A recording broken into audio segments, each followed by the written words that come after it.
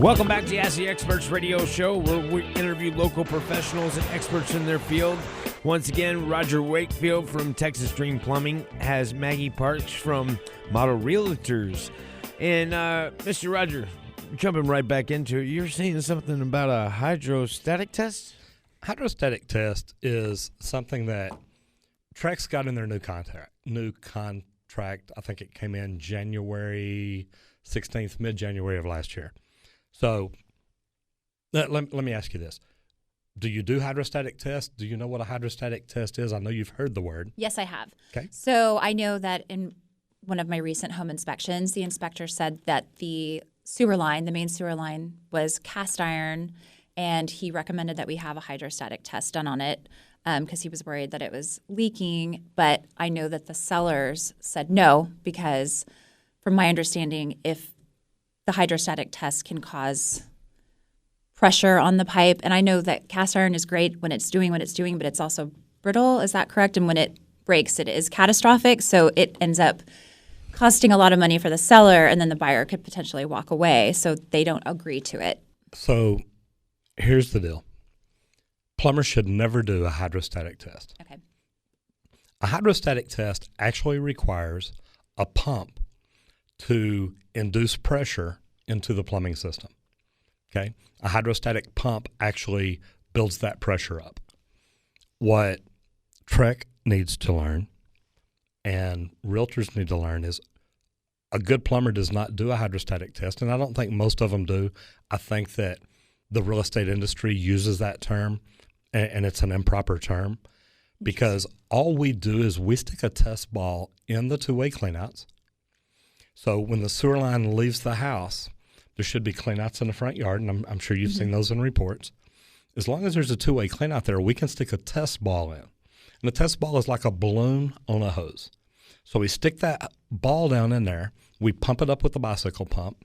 It seals off so water can't get by it. And then all we do is fill the water up in the sewer system to the top of the cleanouts or to the slab level. No additional pressure involved.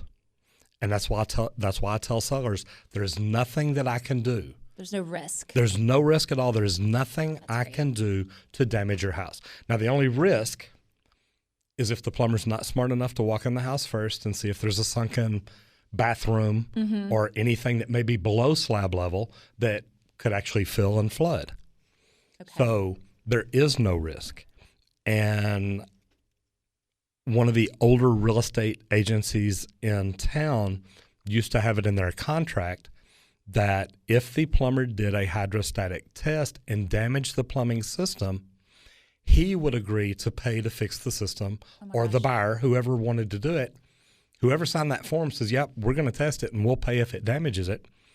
I actually talked to their attorneys and I'm like, guys, look, nobody does a hydrostatic test. Right. Now, not even on the water system. Now, you were talking the sewer system, but on the water system, all we do, all the right plumber does, is go in and put a gauge on the system, see what the city pressure is, which normally your inspector's already done that. Right. Because he'll tell you, hey, city pressure when we were here was. So we'll put that gauge on, then we'll go out to the meter of the valve box and turn it off, and it should hold that pressure. So once again, there is no hydrostatic test because we don't apply any external pressure. Right.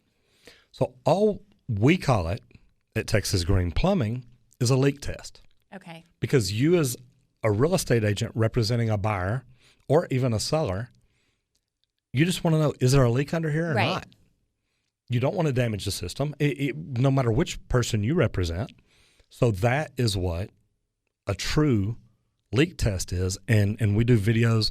I don't know how many videos we've done and commentaries we've done and blogs we've done about hydrostatic test is the wrong word. Because it's a scary word, and you hear it come up in the inspection, and everybody's like, as the buyer's agent, I know that the seller is going to say no when I say that word, and then the buyer's word, it gets passed around a lot as kind of like scary. Leak test. Yeah. It's a new word. Is a new word. It's a new word. Okay, going forward, it's leak test. Orange is the new black. Leak test is the new hydrostatic.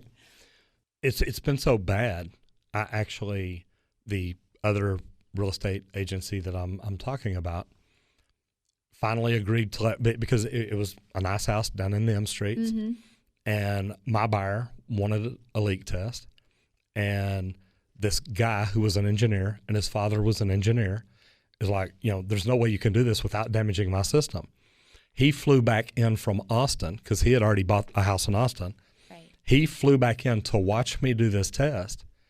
And I mean, literally, I put the test ball in, I fill it up, I put a gauge on the house, and I said, okay, we're under test. He's like, that's all you're doing? That's it? Yeah. And it is. Yeah. But it is literally that simple. That's such valuable information to have, though, as a real estate agent, because That is why I go out, and I love Rogers Healy. I go to Rogers Healy's office and teach classes to real estate agents. It's plumbing 101. And it's just, look, what is a sewer test? What is a water test? Right. What is a leak test? And why do we avoid the term hydrostatic test? Yeah, because it's a scary word that's not even right. So I learned something today. I'm very excited. That's a good thing. Yes. So have you run into any problems with a plumber coming out doing a leak test? And by problems, I mean, have you represented a buyer or a seller where either the water test failed or the sewer test failed? I have not personally had that. Like Not that? yet. Knock That's on good. wood, but not yet. And you're more luxury home. We I know, do both. Y'all do but both, I yeah. know, right. But most of your homes being in Highland Park, University Park, down around that area. Preston Hollow, Lakewood, Preston Hollow. Bluffview right now we have a listing. I love Lakewood. It's beautiful so pretty. area. I know. One of my very first plumbing jobs was over in Lakewood. So Oh, really? yeah, very connected it's gorgeous. to that It's area. close to the lake. I mean, That may be why they call it Lakewood. I mean, it could be. maybe. It's and I tell you what, it's funny because, like I said, I go teach classes at Rogers Healy and Associates, and I always like to hang around Right. because I've got to meet Roger's dad. He's amazing. Oh my gosh. Yes. Their whole family. They're just great. I was so impressed by his session.